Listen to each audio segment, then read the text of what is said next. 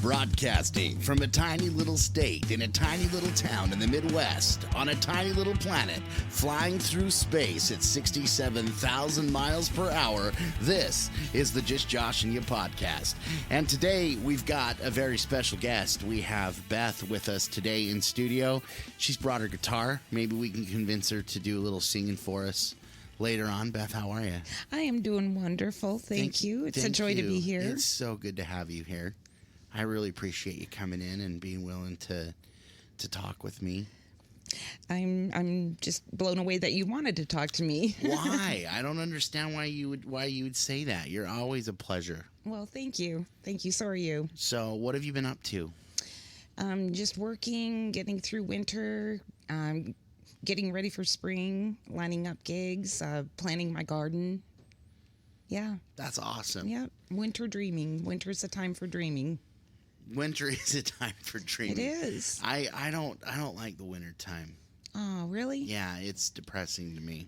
Oh, well, that's when you kind of go into your cave and work on stuff that you need to do when you're inside, you know? Yeah. Yeah. I like being outside. Yeah. In nature. I know. Well, you can still do that. You can, but it's dress appropriately. That's true. But yeah. I don't know.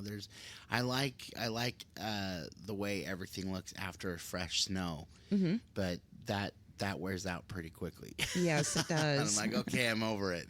Yeah. I'd rather be swimming in the lake. Yeah.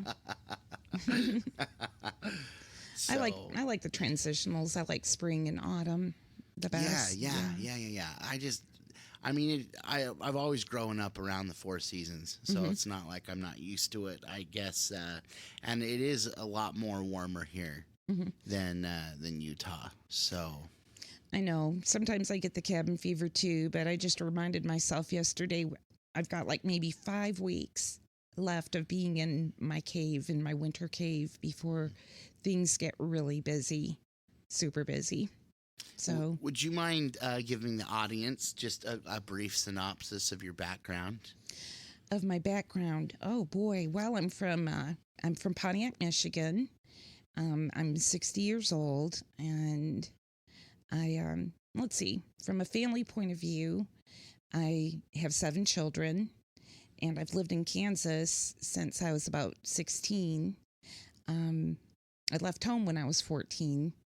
Kind of wandered around a bit, mostly between New York and San Francisco for a couple of years, and settled in Kansas, Salina, Kansas. Met Marty and had 7 amazing children. Ran restaurants forever, and now I help out at a local cafe, and I'm really looking forward to retiring, just giving my life to my craft, my magic, my poetry, my music, my gardens, my family, my community. That's awesome. Yeah. And then you wrote a book. Yeah. Well, talk about your book. Well, I've been a zine writer since 1989, and zines are like homegrown, homemade, copy, shrink, paste, go to Kinko's publications, you know. This was before the internet. And so, yeah, I've been cranking out zines and chapbooks since '89. Well, but what's the book that you let me? Oh, the Heretics Devotional. Yeah, that's a great. I really liked that book mostly because it talks a lot about your history. Well, I'll read from the back of it. Yeah, kind of like my little thing to make people interested. And if people are interested, will you please tell them where they can pick that up, where they're able to get a copy themselves? Well, it's on Lulu, but if they could email me, I could send them a free PDF. Okay, yeah. Awesome. Yes. So I was raised Catholic, sojourned with the Jehovah's Witnesses for over 2 years, danced with the Pentecostals for about another 10 after that. For 4 years, I attended public ritual and took many fascinating classes, resulting in clergy ordination with a Wiccan-inspired temple. This is how my story begins. Join me as I share the insight that I've gained, the love that I have shared, and the wisdom that has helped me to grow. Awesome. That's it in a nutshell. And it's a great book. Thank you. It's Thank you. awesome. I wish that I would have liked to have gotten through the whole thing again before you came on, but I wasn't able to complete that That's task. cool. But just going back through the beginning and starting over again reminded me of how diverse your particularly your religious journey was, and where it's brought you to now. And I don't know, religion. I mean, you kind of went from the fire to the frying pan, going from Catholicism to Jehovah's Witnesses. Talk to me a little bit about that faith. Well, growing up Catholic, it's a love-hate thing for me. But you don't ever feel like God is something that you could know or approach, that God is so sacred and so holy. That's why we have Mary and the saints and Jesus to go through. So, being Catholic, being a cradle Catholic, it's just something that you never really think about. Most Catholics don't. They just don't know the depths of their faith, the history. A lot of them don't know the mystics. They only know about the saints for, whatever they feel they can help them with. So my Catholicism had very little depth.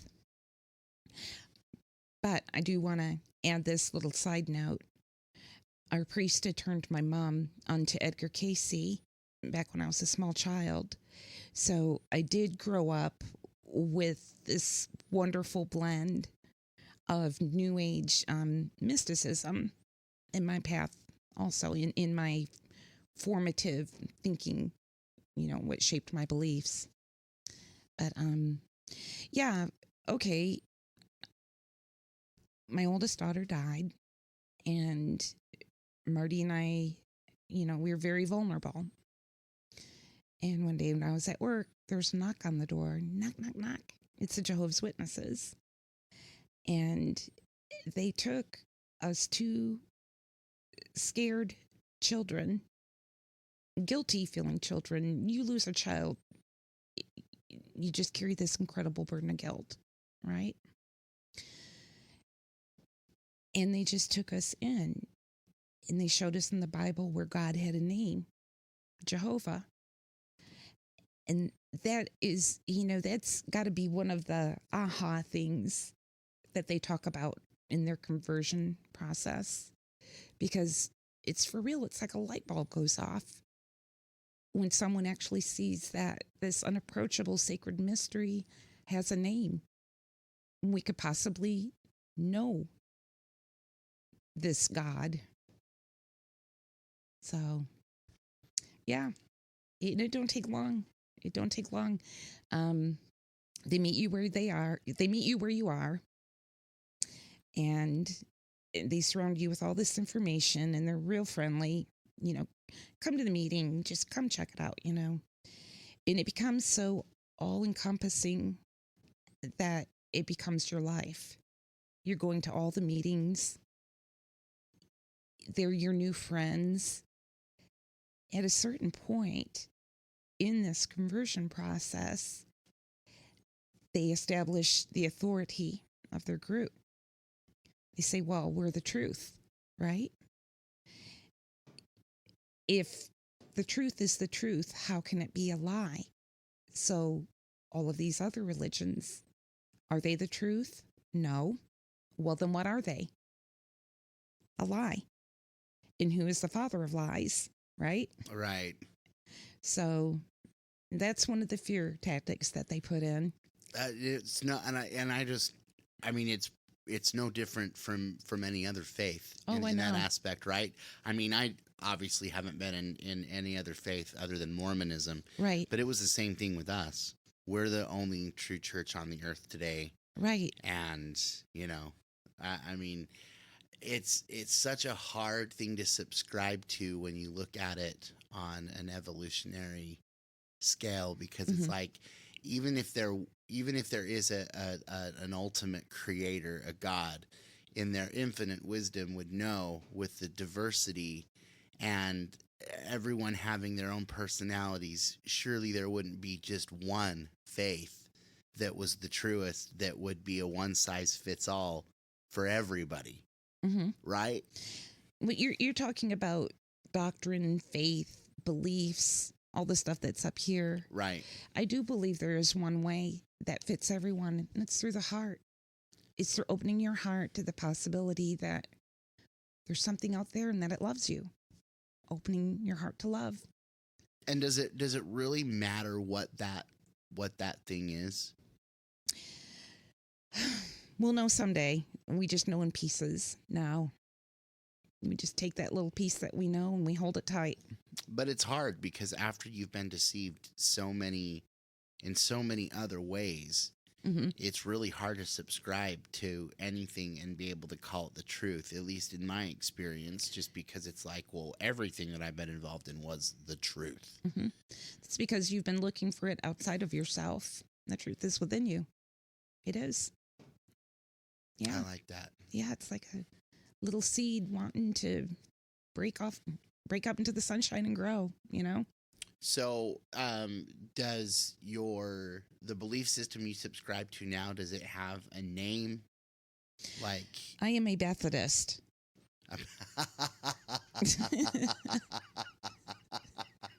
Okay. And I belong to the Church of Joshua Hansen of Latter-day Saints. First church. First church of Joshua Hansen. First and only church.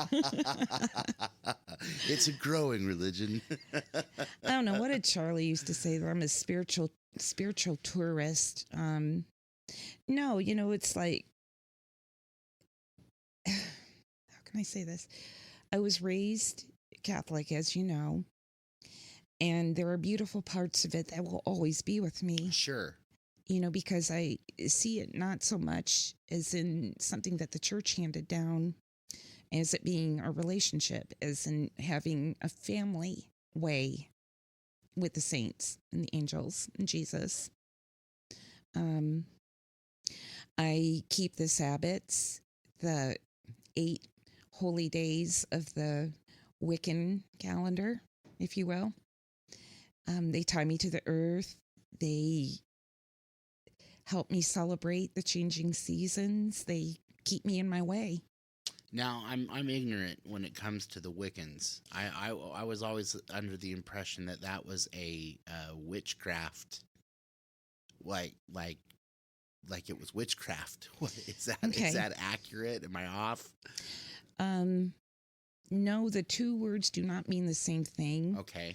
And witchcraft is many, many, many things, which would probably take at least 2 podcasts. But Wicca is a loosely defined system of beliefs, largely borrowed from Gerald Gardner's tradition. And it's a beautiful tradition. So would you consider yourself a witch then? I am a natural witch, yes. Are you a good witch or a bad witch? Sorry, I had to ask that.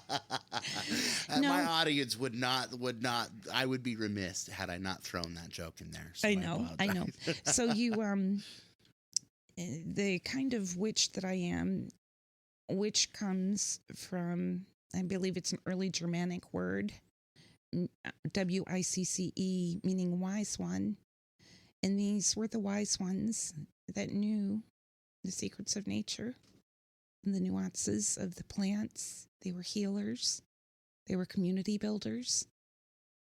They weren't grotesque creatures with warts on their noses. They were the village wise people, the cunning folk. So can you cast, so that is the kind of witch. Spells? Well, what a spell is really is a prayer with props. I mean, we could do a spell right now. A simple spell. Yes. You just find the simplest spell is to light a candle and say a prayer. And is it a set prayer? Like, it can be. Yeah. It can be. And how, and just walk me through that. How would that Like, what would you say? Well, the most simple spell would be like if you wanted to attract prosperity, growth, or healing into your life, you would get a green candle. A green candle? A green candle, because green is on the same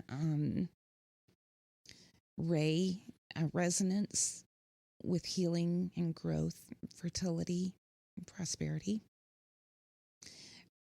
With, Wicca, there's a whole understanding of what the colors would mean to us in an energetic way.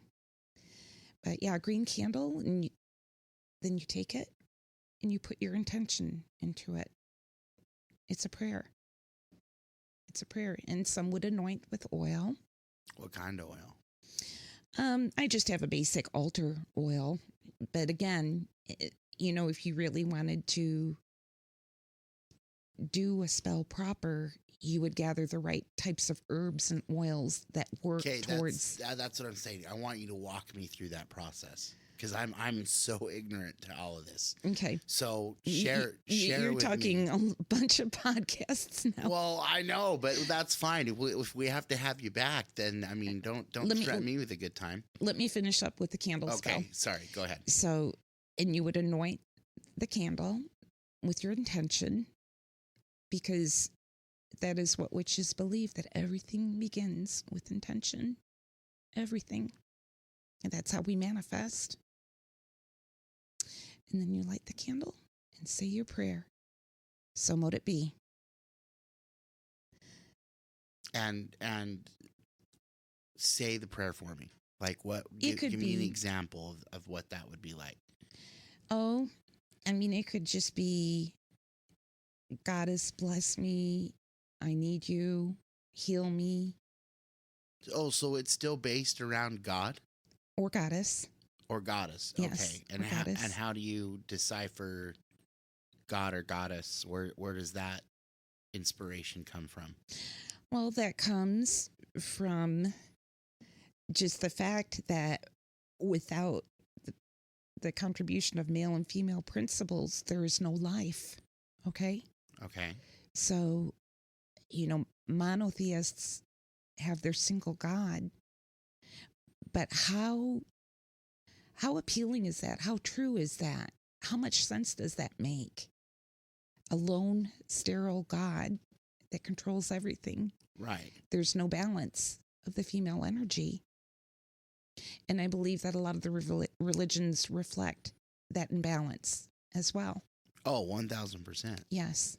Like, I don't, there's, as a matter of fact, I had a really cool opportunity to have a gal by the name of Cindy.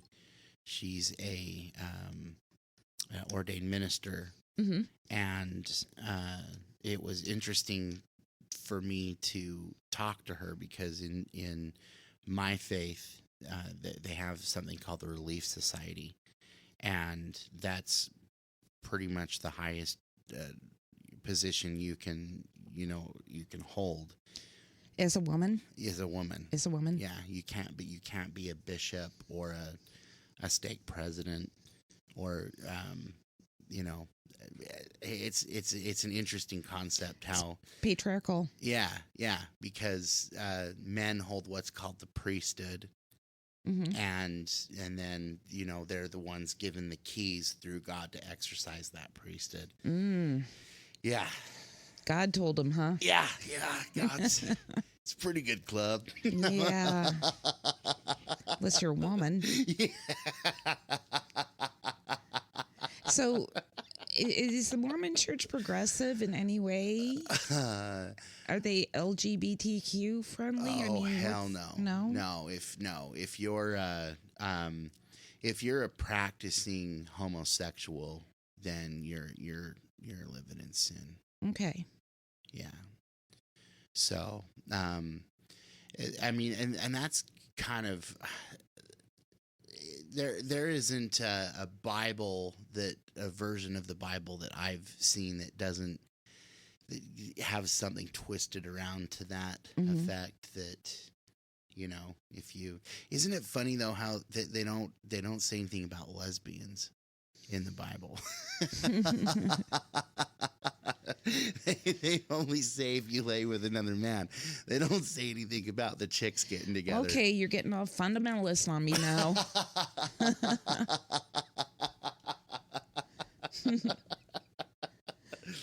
No, it's all so interesting to me. Hmm. How any individual comes to a belief system and what that flavor is. It's no different really when you get with people and you say, well, what kind of music do you listen to? Hmm. If we approached religion like we do with music, it would be a whole different thing, because you just don't get into some terrible argument over, well, you don't like Randy Travis. And I do like Randy Travis. He's the best country singer ever. Like, you don't. It's funny how in that realm, which I believe music to be the universal language, Right. you don't get on somebody for having a different love of a different genre of music. But when it comes to religion, the thing that's supposed to bind us together is humanity, creates the most divisive language there is, and has been the responsibility for murder and death and the terrible way we treat each other. All of these religions based upon teachings of this guy named Jesus Christ about being loving to one another and loving yourself as you love your neighbor. But when it comes to religion, all that does is make us judge the other side and say you're wrong and I'm right. And they're doing the exact same thing that I feel he told his believers to do. Right. Yeah. Yeah. It's an interesting concept. So I would always, Mormons believe that Satan was Christ's brother. Hmm. So So do they like him? No, because Satan's plan was to make everybody do everything that they should do so they could get back to Christ or to God. Hmm. And Christ's position was, no, everyone needs to have free agency, Mm. which is an interesting concept to me. And I brought this up with Cindy when I had her on the program. But I don't believe that a worship in the Christian scope of things leaves it's imaginary freedom. You're not really practicing free agency, because if you really had free agency, you'd be free to really choose your path, and there wouldn't be a negative consequence to whatever that choice would be. Because I'd always say, well, what if I don't, in the Mormon teachings, if you're keep the commandments and do everything that you should, you'll at one point be able to create worlds yourself and become a god like unto God. That's that where we believe God came from. And I remember thinking, what if I don't want to do that? Hmm. What if I don't want to subscribe to any of that? I'm not interested in create. I've ran a business. After that, I don't want to run a planet. I'm not qualified. I'd be sound a little intimidating. a pretty shitty god. You know what I'm saying? Yeah, it sounds Why very haven't my intimidating. prayers been answered? He's on vacation. But you can't, in Christianity, you can't say that, because the only other alternative is to go to hell. Jehovah's Witnesses would say independent thinking is the beginning of apostasy. Yeah, isn't that statement scares me more than anything else, because anything that stifles knowledge and the pursuit of truth that's scary. That's scary language, isn't it?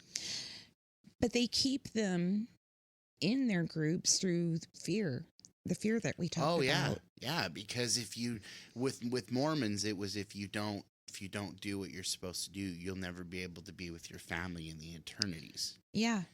I mean, that's a pretty high, and we were teaching that in primary with the little kids. Well, Jehovah's Witnesses don't believe in hell. They just believe you'll be annihilated. Okay. Well, see, and Mormons don't believe you'll be annihilated, but they don't believe in hell either. Hell would be a state of mind for the Mormons. So I agree with that. when you die, when you're a Mormon and you die, and you finally get to Judgment Day, they've got 3 kingdoms set up for you. Mm-hmm.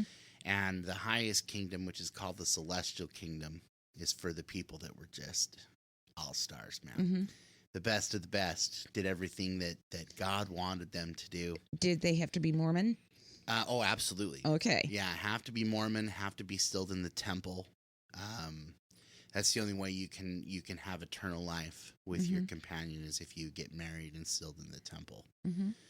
So it's very cultish in the way that it's set up. And then, of course, it all revolves around money. Right. Got to get that 10%. That's one of the key commandments right there. You got to pay 10% of your annual income for the rest of your life. And that starts at the age of 8. Whoa. Yeah, that's the age of accountability in Mormonism. Shaking loose their paper money. Yeah. I used to be a paper girl. Yeah, can't sign up for a cable contract, but you can join a worldwide religion at the age of 8. Yeah, and then at that point, at the age of 8 and on, any money that you make needs to be tithed. Wow. So they're taking that from the kids too. I had a really neat thought about tithing. I in my Pentecostal days, I went to one church, and all the pastor would say was, "You can give without loving, but you can't love without giving." Interesting. That was all he would say, And I thought, if these pastors were more honest and would say, like, we like to pay our bills on time, and look at all the missions that we support, and when you tithe to our church, you're joining with our vision for who we are in this town. Thank you for wanting to be a part. But, I've heard too many of them call down the curses. For why has the Lord forsaken you? For you have withheld your tithes and offerings. And just all this divine retribution. Yep. I mean, if they were more honest about it, they'd have a lot more cheerful givers, don't you think?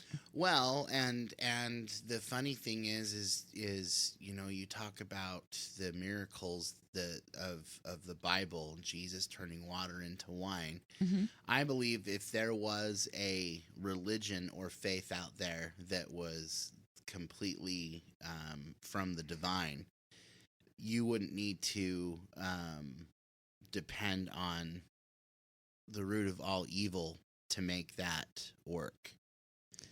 You'd have an abundance of everything that you needed without having to take from the members. I mean, because look, when you're a Mormon, there's nothing more important than paying tithing. I mean, you're taught, there's talk and this, they have a semi annual general conference where they hear from the leadership biannually, and I mean, tithing is if you don't pay your tithing, it doesn't matter if you can't afford to feed your kids. You pay your tithing before you even feed your children.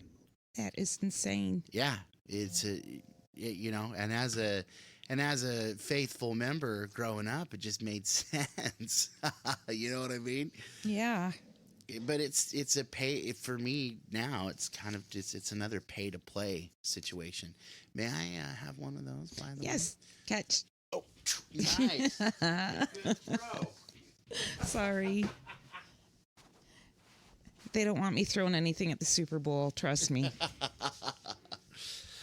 Yeah. So I mean, it's hard for me now to kind of subscribe to any definitive belief system, because I feel so jaded that now I don't know what's true and what's not true, other than the stuff that completely makes sense, which comes down to love and compassion, right, and empathy, and trying to understand where everybody comes from. And that's why I'm doing this podcast, is because I just love asking questions and finding answers to some of this stuff and learning how people tick. In my head, I love studying all these other religions. I love learning about Taoism, about Judaism. I just recently graduated college, and last year I took the Intro to World Religions course, and it was really good. Oh, I'll bet that was It was a really good class. It gave me so much love and respect for the Muslim religion and Confucianism. It's just wonderful. See, and I don't have... and Buddhism, yes. I don't... Religion to me has become the devil. Because I feel like there's such a manipulation there in every single shape and form. And it's kind of like I don't know where you fit politically, but like when they came out with the vaccine for COVID. Uh-huh. I just so many scientists have lied to us about so many things. We can't even trust what the science community says, and then they wonder why we don't believe certain things, like when it comes to global warming. And it's like, well, we've been lied to so many times. Right. How are we to know what the truth is? Right. Special interests get in the way of facts, and I feel like religion's the same thing. I feel like, if anything, religion stifles your ability to cognitively deal with life from a logical standpoint. And I totally understand the need for a spiritual side. Mm-hmm. But we were really never taught that you can be spiritual but not subscribe to a denomination and have that relationship there. It always revolved around, well, what are you going to do for God? You have to live for God. Mm-hmm. And I started asking the question, why can't we live for ourselves? Why can't we live for the tangible and what we can control? Why can't we live to make the world a better place for our children? Right. So many people are focused on the thereafter. Yeah. When hello, we're here right now. Right. God, no God, afterlife, no afterlife. It doesn't change the fact that we're here right now. Right. So why don't we focus on that instead of what's going to happen after, and let the chips fall where they may, and just be the best version of ourselves and tear down these stupid borders that we have and live as one people and just make the world a better place. Or at least work together. At least work together, like, I believe in reincarnation, and I think, like, you know what I really like? I really like water. I really like good water. And I sure would like to come back in my next incarnations to a planet with water. Thank you. Right? So do you believe in aliens then? Oh, yes. Really? Yeah. And do you believe that all of these UFO sightings that they're talking about and all these released videos from the government, what is your interpretation of all of that? Oh, I think it's a circus, man. Okay. I think it's a circus. I do too. That's interesting. But I do believe that there are billions of planets like our sun, and there could be billions of other planets that have sustained and nurtured and evolved life to the degree that we have, maybe even beyond. But see, the Bible teaches us that anything that is created would have been created in God's image. Well, let's just stop right here and discuss something kind of briefly. Do it. I do not see the Bible as having any authority. I see it as an important literary work. I can appreciate the testimonies of spiritual people that are within it, but it is not the sole and inerrant word of God, So how would we ever know what the word of God is then? Go outside and open your heart. Go outside on a clear, star-filled night and open your heart. Yeah. Go to the ocean. So you meditate a lot? Yeah. And do you do guided meditation, or what is your favorite form of meditation? My favorite, just going within. Just relaxing and going within. And music would be my second favorite, just some good, 432 music to listen to. Make the monkey mind calm down. Would you mind? So when you're just chilling, and you're meditating, or is there a certain song that you like to play on the guitar that is your go-to? Oh, okay. I'm talking about new age meditation music that's already been made by someone else. Oh, okay. Yeah. Okay. But playing guitar definitely is a meditation in and of itself. Sure. It really is. Well, are you going to play for us? Yeah, what do you want to hear? Whatever you want, whatever you feel inspired to play. Okay.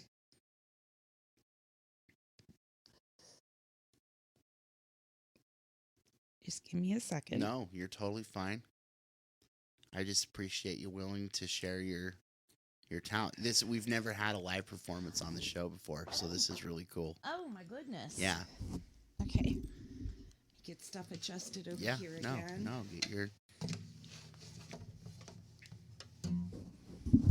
Do you hear me? Yeah, sure do. Are you going to be singing as well? Yep. Oh, nice.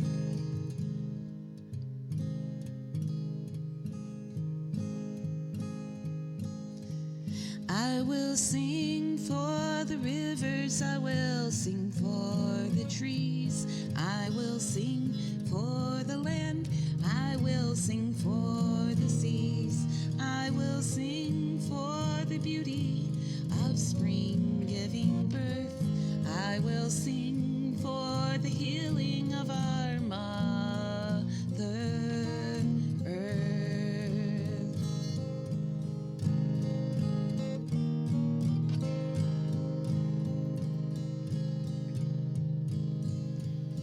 The ice caps are melting and the sea levels rise. An ocean of garbage and plastics inside. Chemicals are poisoning and destroying the soil. And we wonder why we fall ill.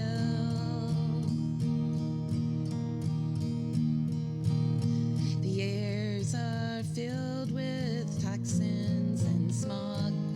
The waters are poisoned, not fit for a frog. Our farming practices are killing the bees, and we wonder why we fall ill.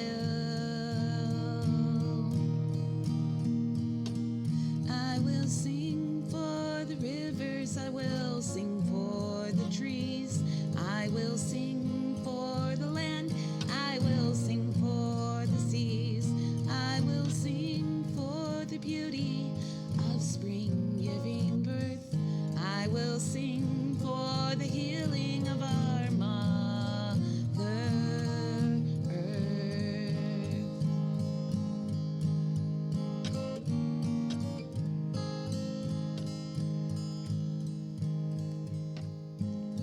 Our children are demanding for us to awake. Sustainable practices we must learn to make. Earth Mother is balance and harmony. Touch the land and you will see.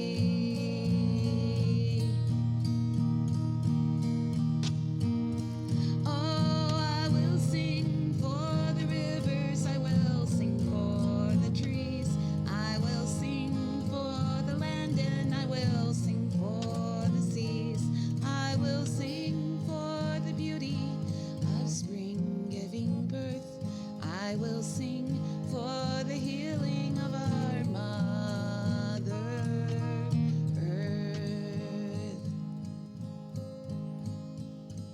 I will sing for the healing of our mother earth.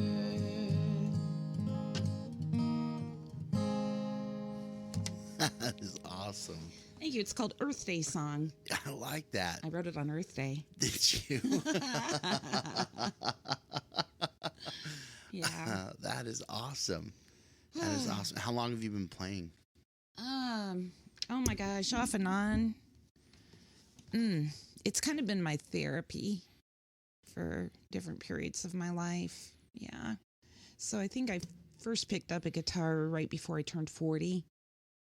Yep. That's and awesome. I'm 60 now. Ah. Yeah, you look really good for 60. Thank you. Thank God very much. No, it's music has been such a huge part of my life. I love music, and it's amazing. No matter what you seem to be going through in life, music just always plays a key part. You can listen to it when you're happy. There's certain songs I listen to when I'm sad.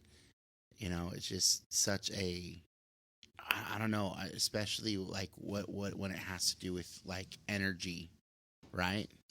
Oh, yeah. Like music, it can take you down a rabbit hole, a bad one. If you're in a bad way and you're listening to stuff that brings you down, you ever notice that? Yeah. Who's your music like that? And I'll tell you mine. That brings me down. That can bring me. That helps you wallow in your misery. Man, it's such a vast. You got a bunch of them. Well, yeah, because you know I grew up in a bubble, and so I didn't really start getting introduced to a lot of different music until just about high school. I heard Metallica for the first time when I was in high school. Wow. And yeah, and so there are so many different genres that I listen to. I mean, I can listen to rap, I can listen to classical, I can listen to pretty much anything. The only thing that I really don't ever get into is the screamo. Yeah. That's just not my cup of tea. And I, respect the people that like to listen to that, but it just doesn't do it for me. So do you like death metal? On a case-by-case basis. Yeah, my son Nolan, he's in a bunch of bands in KC. Garroted and Cataphract are two of them. And they recorded my album last week. I'm a folk singer on a death metal. That's so awesome. I know.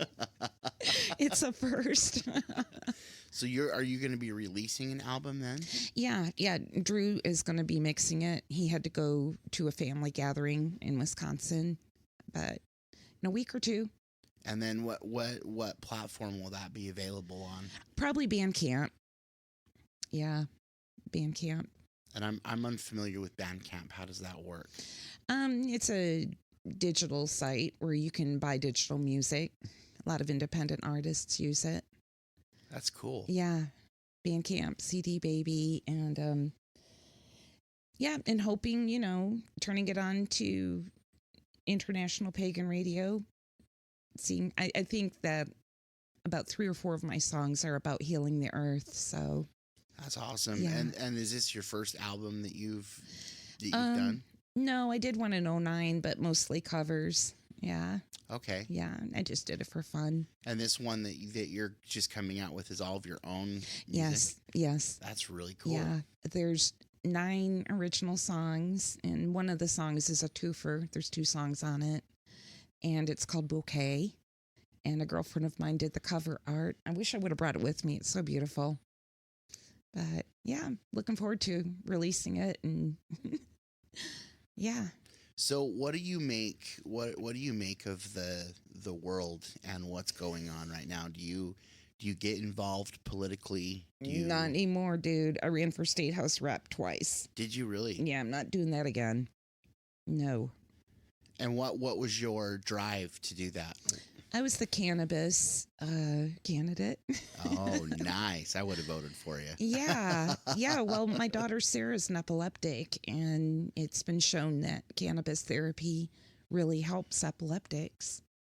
But for her to practice that medicine in this wonderful state of ours would make her criminal. Right. Yeah. This is crazy. Yeah, she did get some synthetic CBD that was approved through her insurance, but it messed her up. It made her seizures 10 kinds of more bad, Wow. Yeah.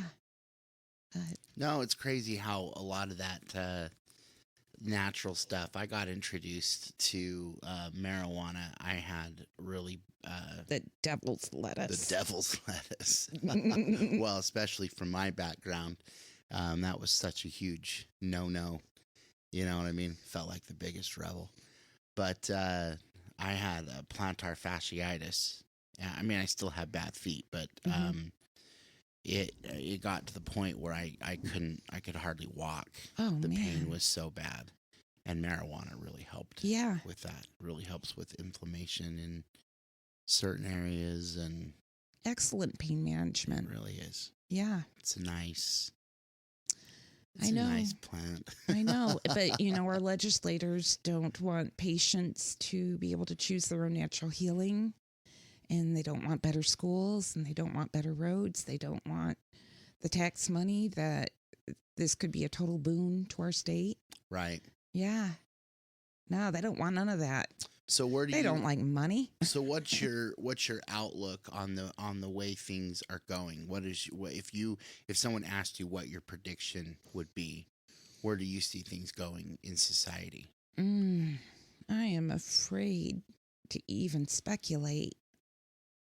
I know what I'm supposed to be doing. I know my part and my responsibility toward it. But on one hand, I see the news and the media and social media banging war drums, perpetuating division between people groups. And I see people getting caught up in it, totally caught up in it. But I'm also seeing people that are rising above it, that are transcending all the differences and connecting. And that's a beautiful thing. So I'm seeing both of these things going on. Which do you think will prevail? Ultimately, I think that enough people connect that they will raise the consciousness, even to the point that it becomes a prevalent mindset and culture. I believe we can do it. And I consider myself a peace worker. I consider myself as being blessed, as being someone that can go into the world and tell people that we are a family and that we ought to care for one another, lift one another up, help each other heal. I believe that if we heal the earth together, in the process, we will heal each other. I believe this with all my heart. So do you believe in sin? I believe that what is called sin, and I could go down a couple of different rabbit trails with this, but sin in a cultural sense changes from one culture to the next. Okay? Sin as regarding offending a holy God, to me, what is called sin is basically just being out of harmony, being out of that place where you don't feel that your heart is pure toward what you call God. That's sin, being out of harmony. And you know what? Just like that, you can turn your heart and it's over. Are you familiar with Jordan Peterson? No, I think you told me about him once. I did. Yeah. I encourage you to look him up, Mm-hmm. especially pertaining to the Bible. His interpretation of the Bible is probably my favorite, where he talks about the Bible being true as far as the parables that you derive from it, not focus so much on the stories themselves. And Do you know, coming out of Catholicism, I, briefly in my journey, right before I knew that I was a free spirit witch, that whatever I am, okay, but I went back to the Catholic Church, in my town where I live, just to be there. There's something about the sacredness and the mysticism in the Catholic Church that if you're a cradle Catholic, you understand it. It's comforting. But the priest was really really helpful to me on my journey in helping me understand the Bible as metaphor rather than as the literal word of God. Right. So I really appreciate learning that. So what literature would a Wiccan subscribe to? You mean which authors? Well, yeah, like where does the doctrine for Wiccan come from? Like explain that to me. Well, it's heavily borrowed, like I said, from Gerald Gardner and some from other esoteric traditions, like the Golden Dawn. Um, I I cannot wrap that up in a nutshell. No, But I understand. basically, here, let me read from my book Yeah, no, absolutely. because I think I said it okay in here. Yeah. Take me long. Some chief characteristics amongst most pagans, witches, and Wiccans. The belief that the face of the divine is both male and female in nature, equal, and that together they are as one. The belief that the earth is the common mother of all that is alive. We are formed and sustained of her substance, and one day our physical matter shall return to those elements. A belief that life is more that is seen, a belief in different states of consciousness, realms, and dimensions that are beyond the five senses. Come to think of it, isn't this something that every religion would profess to believe? Yeah. Most in the pagan community celebrate the solar year with festivals at certain points in the year. The festivals follow the year through its cycles and seasons. Most are tied directly to ancient fertility rites, and all tell us of the ancient story that all religions in some form would share. The story of birth, growth, harvest, death, and rebirth. The early institutional Christian church monopolized these rites in their attempts to bring the pagans into their fold. Yet even these are a thin disguise for what the holidays actually mean. And I'll tell you about the holidays sometime. It's a beautiful story. No, I definitely am going to want you to come back and delve more into that because I've never associated with it at all. So I'm really curious. Like, how do pagans view the LGBT? The pagan community is so accepting, and it's a beautiful and healing thing for a lot of people. So what about the transgender situation? The pagan community is very accepting. It is healing for so many people. They figure everybody's got a story to tell, right? Everybody's got a story. But how do they deal with the social issues that come along with that though? Like They stand with them. even the ones that believe that they're in a different body and they're a different sex and they should be able to participate in those kinds of things. Like, how do they deal with social issues like that? And they have compassion on it and accept the person. But don't have any guidance as far as, like, for instance, I don't, it's a real interest. So I love history. Mm-hmm. And I've been reading a lot lately about the fall of Rome, Mm-hmm. and how just before the collapse of that dynasty, they had a lot of gender dysphoria issues, Mm-hmm. kind of like what we're going through now. And history repeats itself. That's why it's so Right. intriguing to me. Mm-hmm. So just like when you were talking about how the creator could be a male or a female, Or both. that just that verbiage right there would offend you know, the people that are like, well, no, there's like 20 different genders.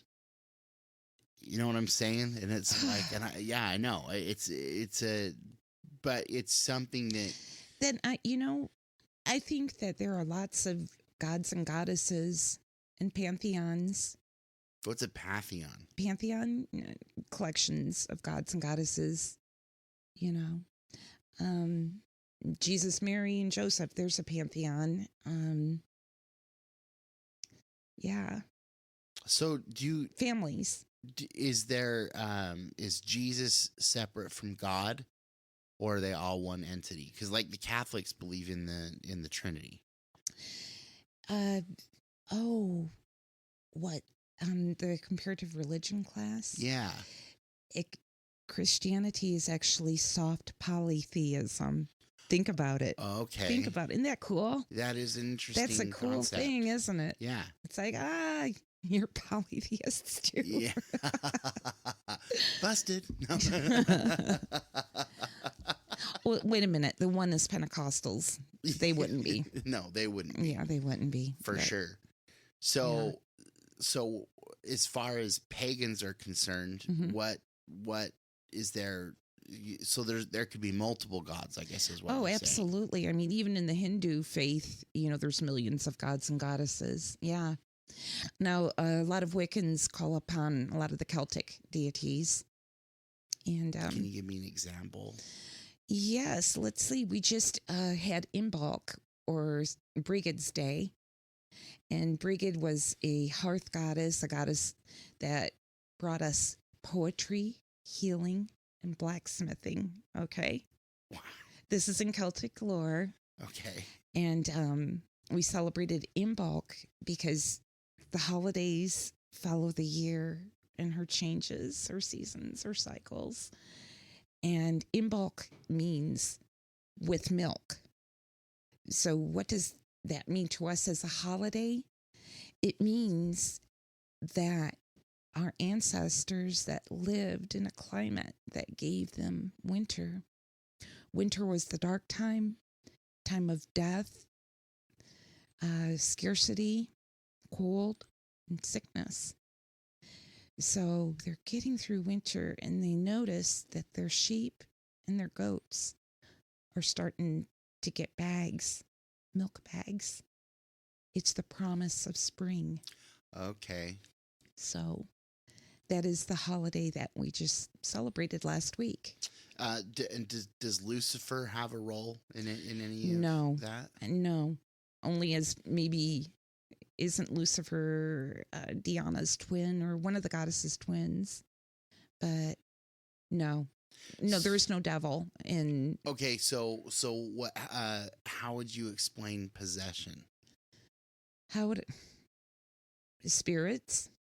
So you guys do believe in spirits then? Yes, absolutely. Spirit world. Yeah, Okay. absolutely. So is there a pre-existence then?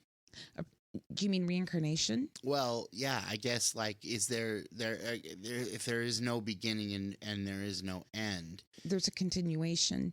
but there's a start somewhere, right? Like, even with reincarnation, there would be a beginning, Right. right? The original spark. Yeah. And is the purpose of reincarnation to gain perfect empathy? I think that would be part of it, but the purpose is to evolve. And then is there ever anything after, or is it a cycle that you just keep going through and going through and going through? I don't know yet. Well, you need to find the answers. I don't know yet. No, I'm not trying to put you on the spot. I just No. Go ahead. Spot away. They're genuine questions. I'm not trying to catch you in anything. Yeah. It's just something you need to realize is there's no set firm doctrine within the Wiccan or witchcraft community. Okay. The things that I pointed out are pretty solid. We believe the earth is our mother.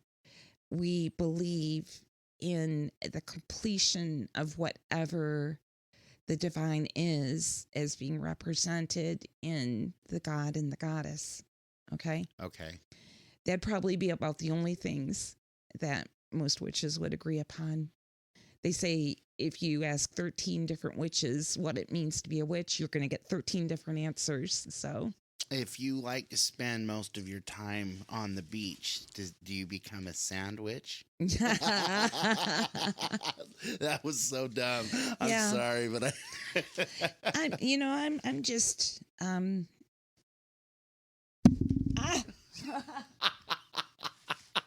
we are throwing muffins at each other.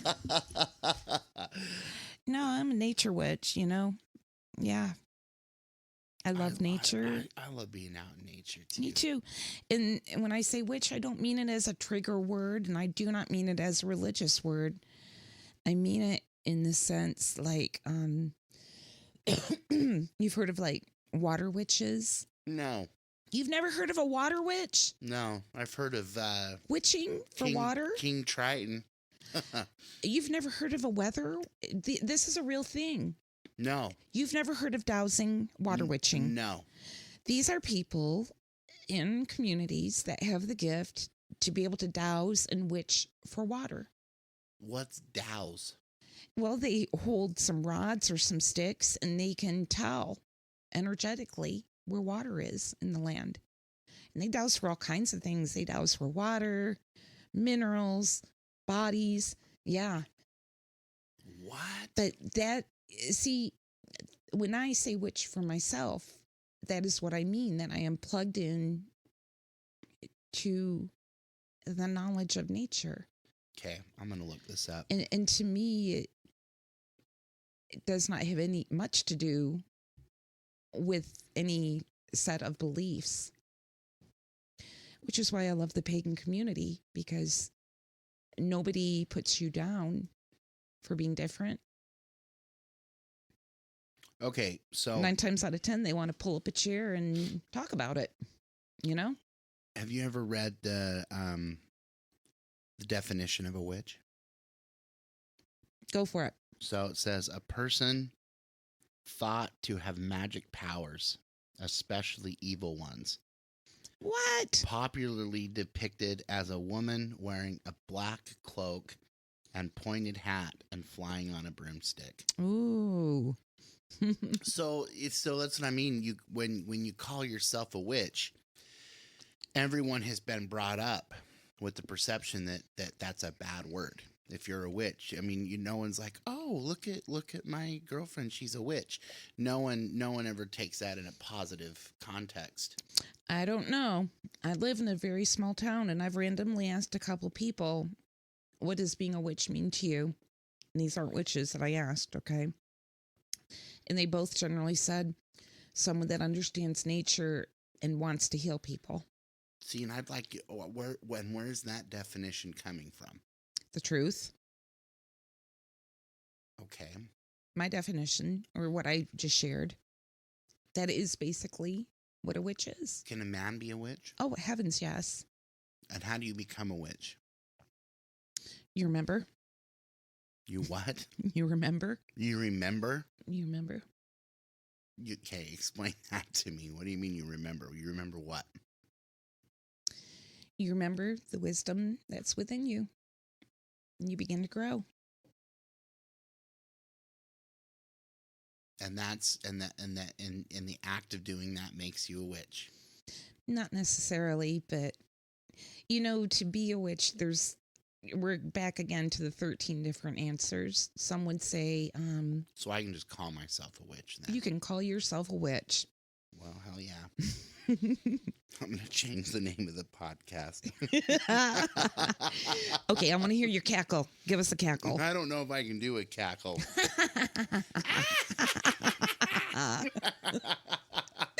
You got that cackle down. No, seriously. It is my belief that anyone that wants to realize that they are a part of nature, not a part, but a part of nature, and would open their heart to the beauties and the miracle in the life that's all around us. So are there evil spirits? Yeah, of course. And what amount of control do they have, if any, from the other side? As much as you give them. So it has to be an invitation? I don't know. Invitation or intrusion. I don't know. You ever have thought intrusions?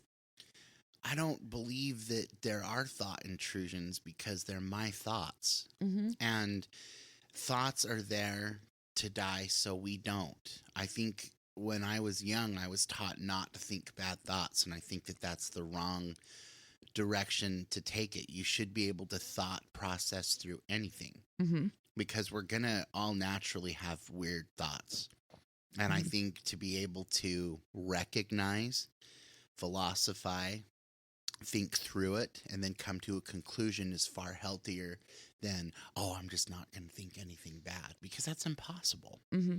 All of us have that thought process go through our heads a million times a minute. When we meet somebody, we're analyzing them from the very beginning, and there's good thoughts and there's bad thoughts, and there's so much going on.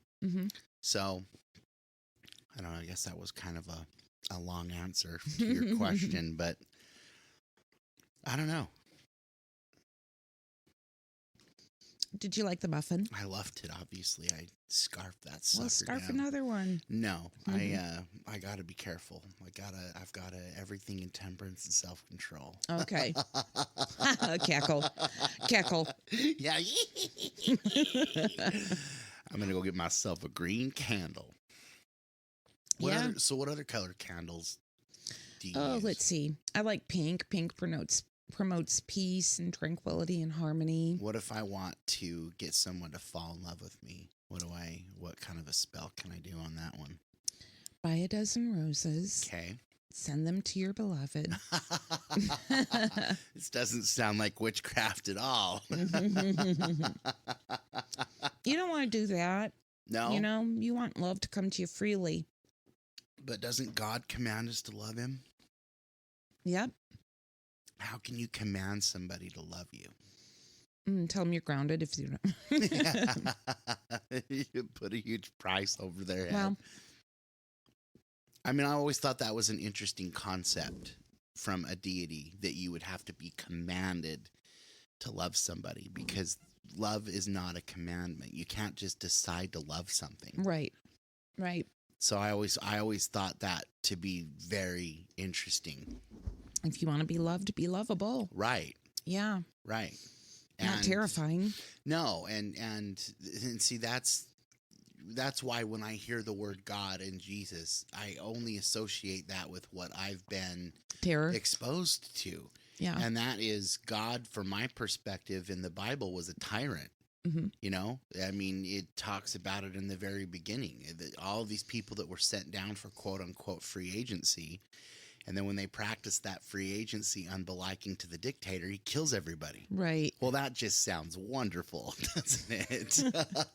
That sounds very not lovable. No, it doesn't. No. It's, and you can't tell me that every person, every woman, child, and man was evil enough that they all need to be wiped off the face of the earth. And then we're left with Noah, his couple of sons with their wives and his wife, and that's who's left to replenish the entire earth. I know. Have you thought there's a couple of times where it's like, weren't they concerned about inbreeding? Well, that's what I'm talking about. I mean, and anyone that isn't sure about inbreeding, go and visit Laramie, Wyoming. No, I'm just joking. No.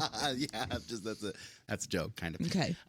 But no, like, that's what I mean. That's where I come from, my hypothesis that religion is very damaging intellectually, because that's how we're taught to think. We're taught to believe, you know, the first thing that you want to teach your children when they're growing up is to be honest and be truthful and not lie. But we start that off with the biggest lie of their entire life, and that being Santa Claus, for instance. You know, and it's like, that's all we base all of these precepts on fiction, and it ruins us, because that's what we grow up believing, that there's a dude that can fit down a damn chimney, that's going to come and break into your home and leave you gifts, and that's why he doesn't get shot. And and so of course later on down the road, when it comes to cognitive thought and having to deal with life, that's the construct that you're left with. That's the foundation that you're going off of. How can anyone figure out anything with those pre-planted, you know what I'm saying? Mm-hmm. So that's why I have such a, not a hatred, but religion to me is very dangerous, Mm-hmm.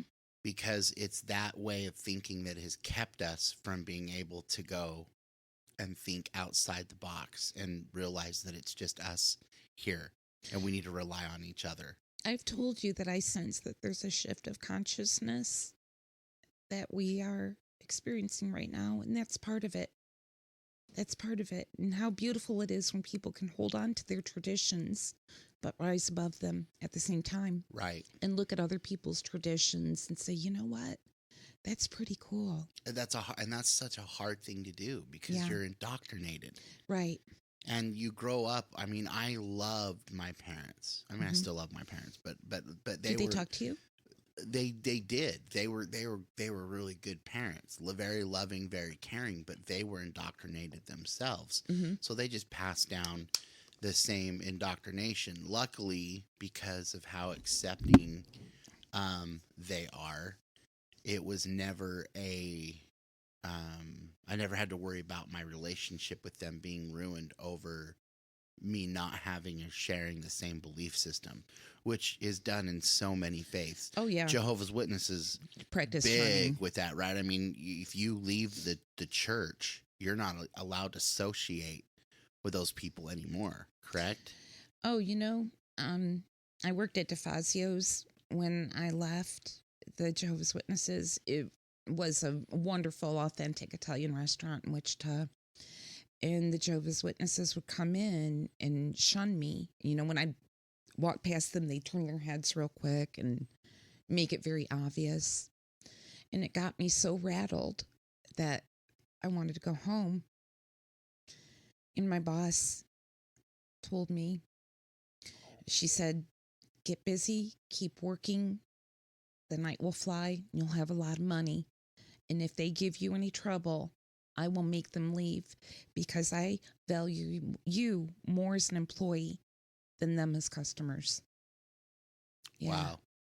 Yep. That's pretty cool. Yeah. To have someone have your back like that. And then the years went by, and I guess they forgot about me. And one of their circuit overseers used to come in with his family. He was just the sweetest little man, and his whole family fell in love with me. And they said, we want to adopt you. And I'm thinking, no, you don't. No, you don't. But they seriously wanted to adopt me, man. But do you look at yourself as a good person? How do you view yourself? I view myself, it's incredibly personal, but I view myself as God's little one. That's, my identity. God's little one. So That's cool. that's very personal too. Yeah, in that journey that we go down, I mean, whenever you're talking about someone's beliefs Mhm. and the fundamentals that they subscribe to, it's very personal. Right. And it's very easy to offend, because I think so many people, so many people do get attacked for their beliefs. Mm-hmm. I mean, look at the way social media is now. You can't. Yeah, look at that definition of witch. Yeah, exactly. You know what? Let's yes, please. Let's find Got out better what that time. Yeah, that was amazing. Let's find out what the definition of Wiccan is. Will you spell that for me? WICCAN. CCAN. See, I always thought that there was a K in there. All right. No, them's the Wickers. The Wickers. Yeah, the ones down in Arkansas. All right, let's see. Relating to Wicca, a form of modern paganism. The Wiccan services are planned in connection with the phases of the moon. Is that accurate? Yes, it is. So explain that to me. 13 moons in a month. Yeah. And it's believed by many that the moon will lend her energies to the earth. So, there's just lots of different ways that you could approach this subject. One is the moon waxing? Is it growing? Is it full? Or is it waning? Okay. What does a full moon mean? Powerful magic. Really? Powerful magic, yeah. So is that a good time to, is that a time to practice your spells or your prayers? There are times that are more beneficial to your goal.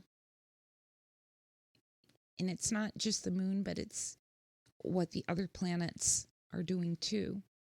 And, the moon will move through all the houses of the zodiac in roughly every month. So is it are the spells more for yourself, or are they for others, or both? Both. Okay. And every time you think spell, you could just say prayer with props. Okay. That's what, that's what I've heard some say, prayers with props. Yeah. But they can get very specific, It all depends on your intention and how strongly you feel about creating the magic that you wish to create. I was told by one of my early teachers that mature witches don't really do a lot of spells because they're empowered human beings that own their lives anyway, And I agree with that. So I know this is a loaded question, but so what was you considered, what would your version of the secret of life be? The secret of life? Yeah, what do you think the secret of life is? What do you think the most important thing is? Why are we here? To live. And just experience or what? To live, to evolve, to help others live and evolve, to help the earth live and evolve. Do you believe, not to drag it down, not the other way. Right. The other way, the good way. So do you believe in global warming? Yes, I do. I believe that it's partially just a cycle. Did you know we're still in the Ice Age? No. Yeah, we're at the end. But I believe that part of what we're seeing is a cycle of the earth. And I also believe that it can be greatly exaggerated by human activity. Okay, so you don't doesn't sound like you subscribe to the left's version of global warming, that we're causing it and the seas are going to rise and Well, the seas are rising. But is that because of what we're doing? Is it man-made caused, or is it just a natural cycle of the earth? I believe it's both. And I think that we really should be looking into the future to how we can leave a sustainable planet for our descendants and for ourselves, if you believe in reincarnation. So what could we do to change it? I don't know. I think that it starts with the farming practices, the chemicals, and all the water that is used. I think that we can always simplify our own lives to live simply so others can simply live. That's what I do. So just live within your means. Live within your means. Basically. And don't waste. I mean, what are the numbers? We look this up. How much food do most Americans waste? I remember it was a ridiculously huge percent. Let's see. Much food do Americans waste? Let's see. Here's some food for thought. While the world wastes about 2.5 billion tons of food every year, the United States discards more food than any other country in the world. Nearly 60 million tons, 120 billion pounds every year. Can you get one that gives a percentage? Yeah, let me see. Yeah, because and while you're finding that, so we're using all these resources It's to grow this food. 22%. 22. Oh, I thought it was higher than that. No. Okay. So every year, that's that's estimated to be almost 40% of the entire U.S. food supply. Okay, yeah. So 40%. That equates to 325 pounds of waste per person. Oh my God. Which doesn't. It's terrible. Is that through a lifetime though, or no? That's per year. Per year, dude. That doesn't seem right. 325. I work in a restaurant, and I can attest that a lot of people waste food. Yeah. Do you think that comes from over serving, like portions? Not always. No. Not always. Yeah. But I don't know. If you think about it, you use these resources to grow this food that you throw almost half of it away. How much sense does that make? Yeah. All told, the amount of food wasted in America has an approximate value of nearly $218 billion, the equivalent of 130 billion meals. So that's crazy. Here's another rabbit trail of mine, being that we're on the subject. I think that small farmers and gardeners are the last bastion before a total corporate food takeover. Okay? So you think about that, and you think about the book by Daniel Quinn called Ishmael. You ever read it? I haven't. No, you should. A key idea in this book is he who locks up the food rules the world. Okay? And that's why I feel that way about the small farmers and the gardeners. And I also feel that cheap food is a war on poor people. Okay? Go to Dollar General. You see all these Dollar Generals multiplying everywhere. And that's where a lot of people do their shopping. Right. And look at all the sodium. Look at all the crap. Look at all the corn syrup solids that are in these foods. I think they're trying to kill the poor people. My chef friend calls it fiat food. Fiat. Yeah. Explain. Fiat food is the name that he came up with for the crap that we eat. So he makes everything from natural ingredients. He's trying to get me and Don.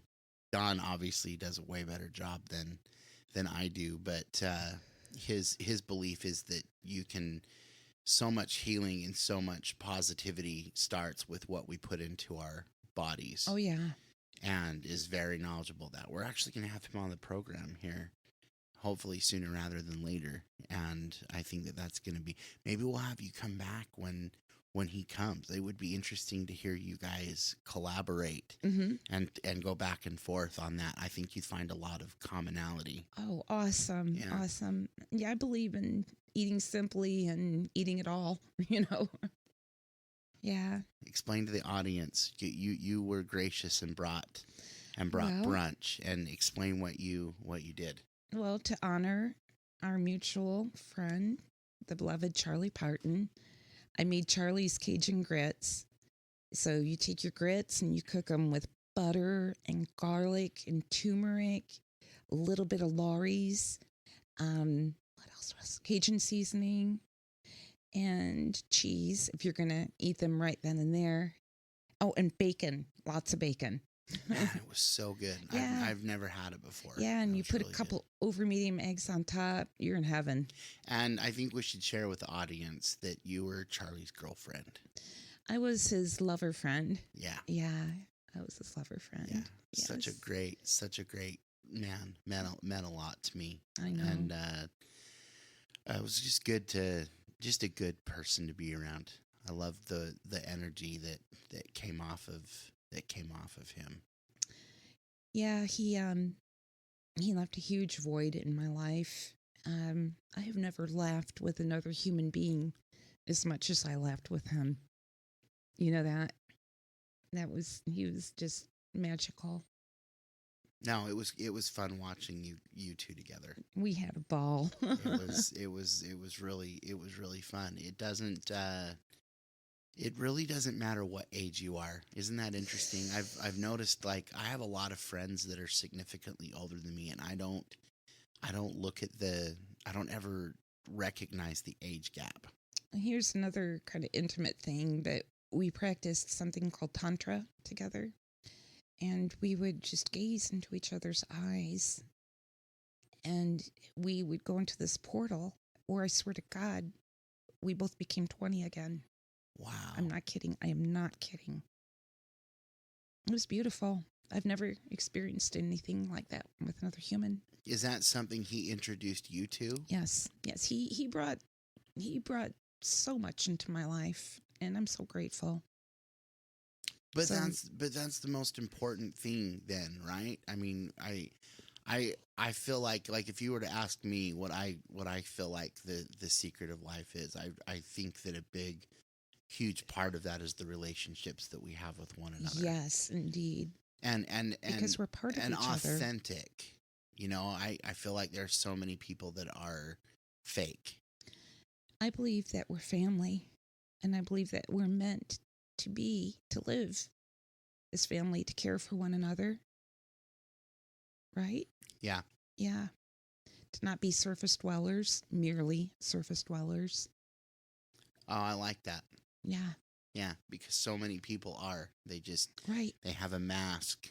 And that's what's so fun about actually sitting down and talking with somebody, though, is you really get to, when you really sit down and pay attention and share an interest in that person, you learn so much. Yeah. And each person to me is like a book. Oh, you know it. You know what I mean? You know it. So it's funny how we've talked in this podcast about reading books, and it's people are like that for me. Just so cool, so interesting. Everyone's got their own story, and although I know a lot of it is in your book, and I've forgotten most of it, just by being around you and your countenance, I can feel that you've been through it. You know, you've been down that road of life, and you've hit the potholes, and it's hard to find out where you fit sometimes, right?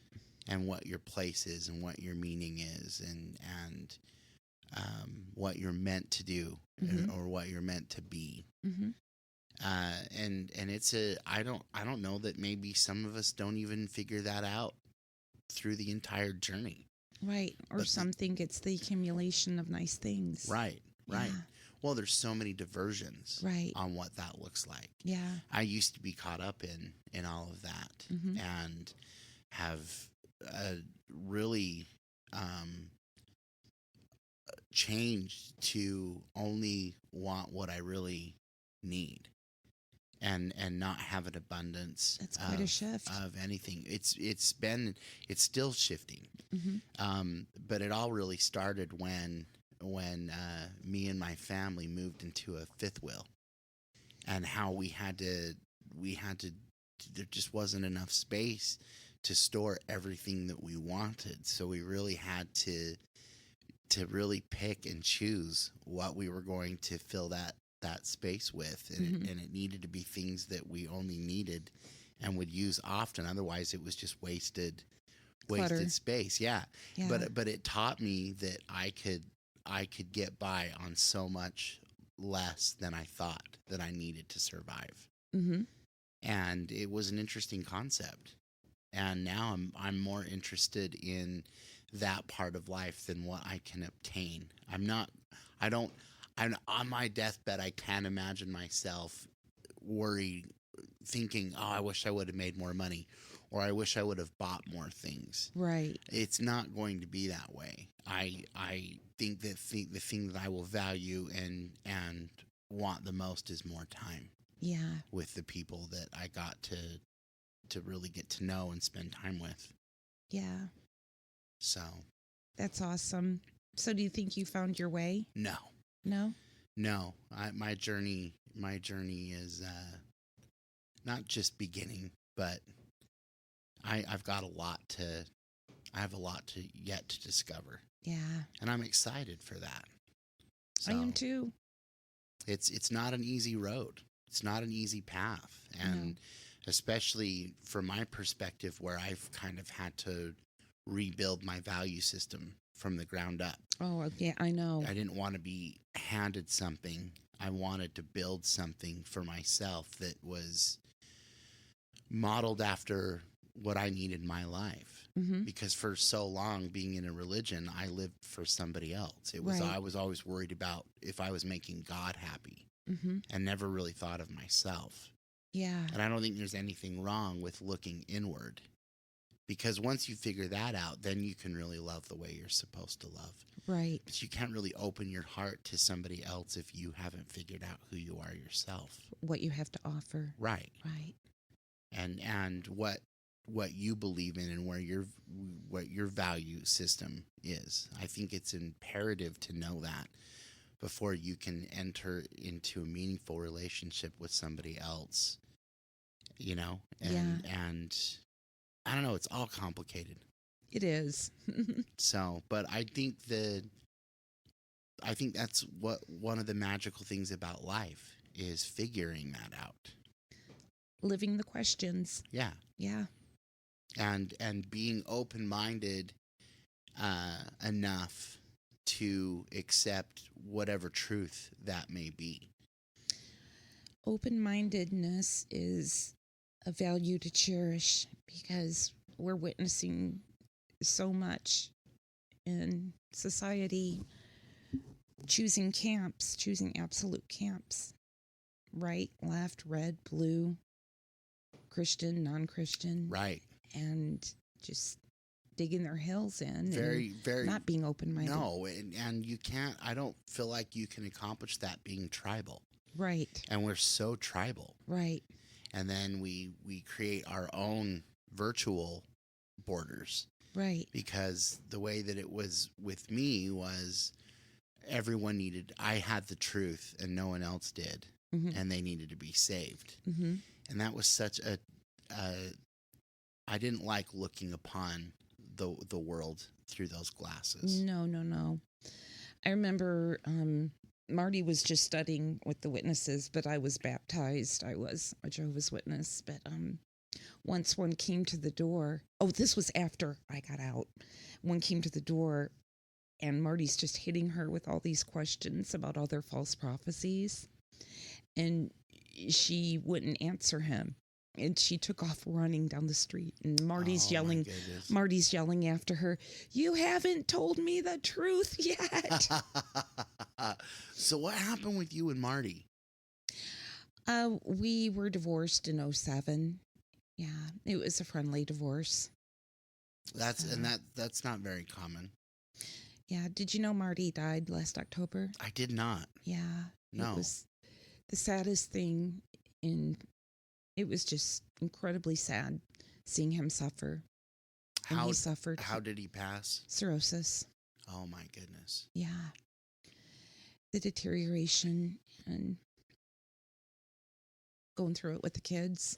See, I don't know, man. I know this is getting into a whole other rabbit hole, but I just don't believe that we should have to suffer.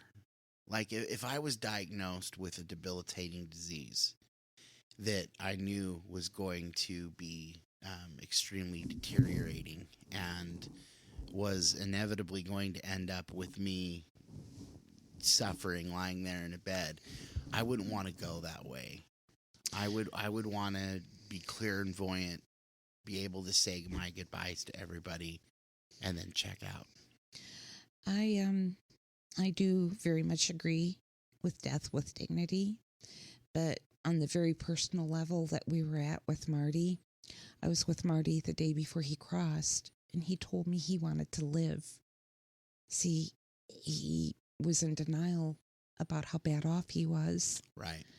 and he wanted to live. That's all he wanted.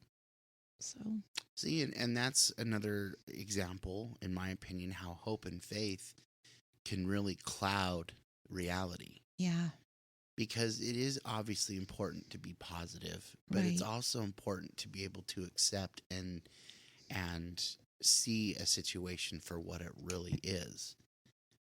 So yeah, I'm completely with you on that. I think we all are going to cross at some point something that we just can't get away from. It just Right. is a natural way of life. Right. And A part of life. yeah, and it's always, I don't know, it's always a seems to be taken very depressingly and negatively when it's just another phase in our existence. Have you ever noticed how so many religions are death cults? Oh, 1000%. Yeah. Well, it's an interesting concept, isn't it? Because I mentioned this on one of the other podcasts, but I always feel like religious people, when it comes to calamity, if they're being honest in a secret way, they're kind of looking forward to that because they're taught that things have to get terribly bad in order for Christ to be able to come back for the second coming. So when shit hits the fan, secretly everyone's like, yeah, we want it to hit the fan because that means that the Savior's going to come back. I kind of like the thought Thich Nhat Hanh. He was a Buddhist monk. He said, what if the second coming isn't one figure, but it's the Sangha, the community? It's the consciousness being elevated in the people. What if that is the second coming of Christ? I like that thought. I do too. That's an interesting thought. Well, so many things are being done now that we never thought possible. Are you a fan of Elon Musk? Do you follow him much? No, I don't. What's he up to now? There's a company that he created a while back called Neuralink. Mm-hmm. And they've created a chip that's very, very tiny. It's about half the size of a thumb now. Mm-hmm. And they open a small part of the brain, and that chip attaches to the brain. And they're able, they just started human trials for the first time. But they're able, for like people that are paraplegic, that have never had access to their limbs, they've found a way to code that messaging and bypass it. So there's something that attaches to the lower limb, and then based off of the chip that they implant, you can tell your hand to move. Wow. Because they found a way to map that messaging, and it's the same messaging with everybody. When you send a signal for your hand to move, it's the same signal that I send. Mm-hmm. It's the same code. And so it's just cool that technology is such an interesting time to be alive as far as that goes. But I feel like he's the modern day Albert Einstein. Elon, there's so many things that he's done in my opinion that are for the betterment of mankind. Mm-hmm. It's not about money. The guy has all of the money in the world, literally. Mm-hmm. It's just what he's done with the space agency and exploration and Tesla and vehicles and everything that he's doing. It's just a very, I don't know, he's just a very interesting guy. Yeah. I encourage you to do a little more research on him and see what you think. But there's all I catch are headlines about meltdowns at Twitter. Oh yeah, X. Yeah. Yeah. No, it's we're interesting times that we're living in. I agree. And we get to be here.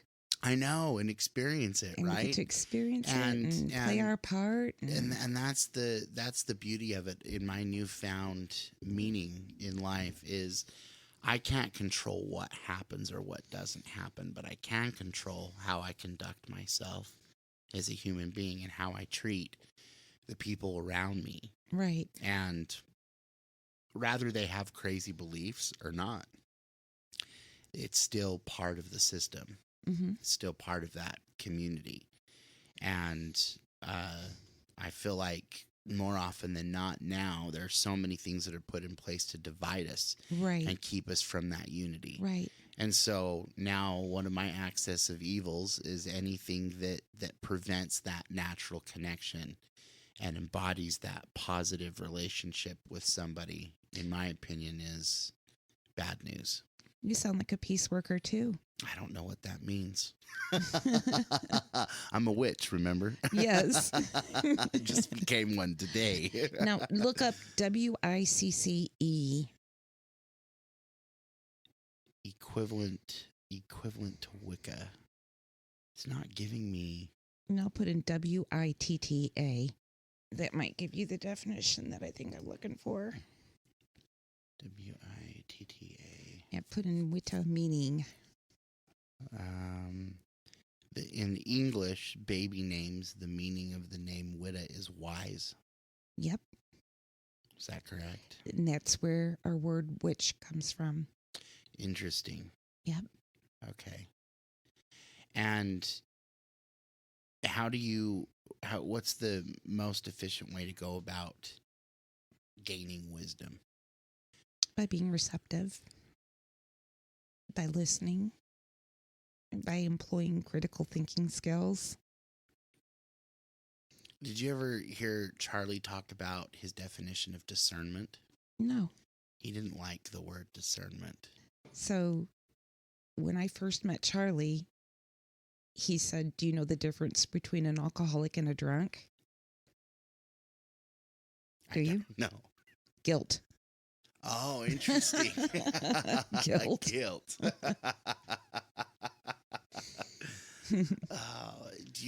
Are you interested in playing another song for us before we go? Sure. Okay, let's do it.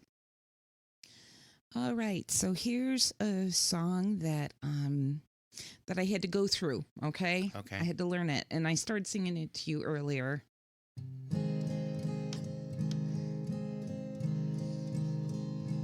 Were you trying to spark a little jealousy when you said this girl is hitting on me? She's half my age, what should I do? Do, do, do, do, do, do. Do, do, do, do, do, do.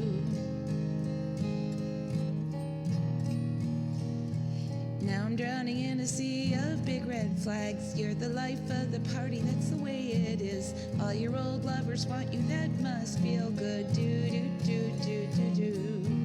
Do, do, do, do, do, do. Oh, all I can say is this. She ain't me. She ain't me. Now I don't think that I miss it, but I'm one of a kind, a real benefit. I am out unapologetically, unashamedly, always definitely me. And she ain't me. She ain't. Now I must confess some insecurity. When you said these girls are hitting on me, then I remember just who I am, and I can't be compared with anyone else. 'Cause I'm comfortable in my own skin, with my heart and my soul and my mind within. Now I'm beginning to understand that what you are is a ladies' man. You're a real Prince Charming and you're handsome too. That's why all the ladies fall in love with you. Now I don't think that I miss it, but I'm one of a kind, a real benefit. I am most outrageously, at times courageously, always definitely me. And she ain't me. She ain't me. She ain't me. No, she ain't me. And I ain't her. That is awesome. Yeah, I wrote that for Charlie. That is awesome. I did. He loved it too, especially the part. Now I'm beginning to understand now what you are is a ladies' man. You're a real Prince Charming and you're handsome too. That's why all the ladies. He loved that part. He absolutely loved that part. No, when I first sang it to him, he was just listening at first. And then when I got to that part, he got all happy.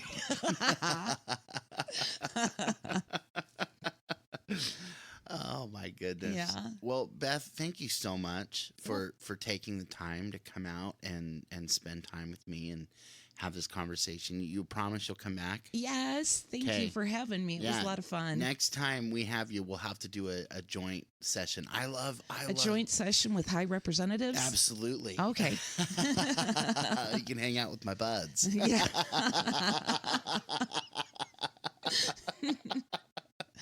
Oh my God. Are we like in junior high or what? It feels like it. It feels like it.